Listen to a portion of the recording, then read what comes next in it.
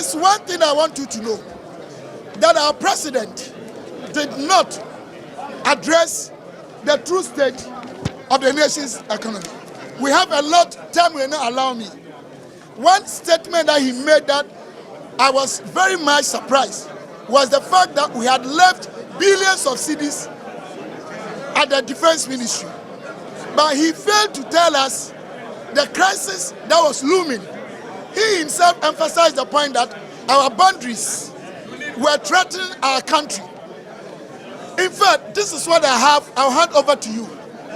At the defense ministry, unprecedented achievements in the area of acquisition of equipment that has given us security as a country. He did not talk about it.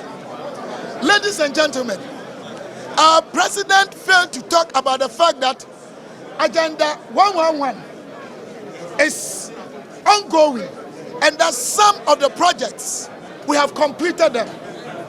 Government is about continuity. Government is about continuing what has been done. You remember the popular affordable house by Omanpanyi Kufuor. Previous government, being the NDC, abandoned this project. It had to take Nanado and Baumia's government to even complete those projects. Now he talked about railway sector. Tell me, in the history of this country, apart from Nanado's government, who has accomplished unprecedented projects in the area of railway sector? Driving from here to Ho, you encounter about such major railway projects for crossing the roads. We have commissioned some of them and even brought into practice or operation coaches that are operating now. So if the president is trying to create the impression that the economy was so bad and it was criminally mismanaged, that is the reason he's been given the mandate. And that is why he was trying to intimidate the judiciary by describing the judiciary in a bad way.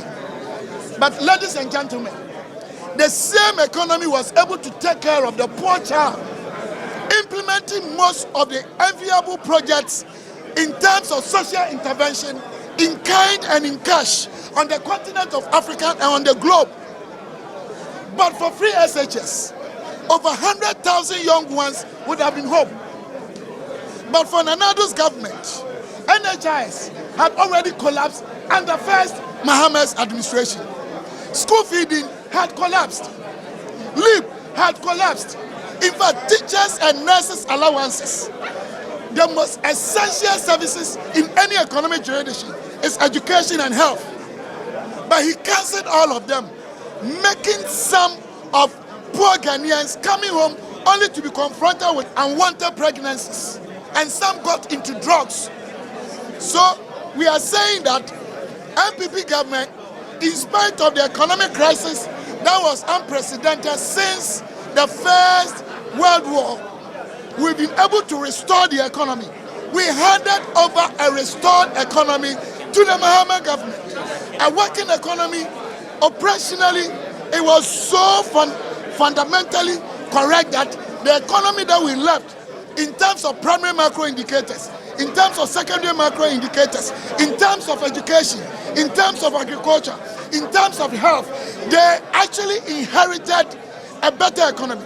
All the payments he's talking about, where did they get money from? Where did they get money from?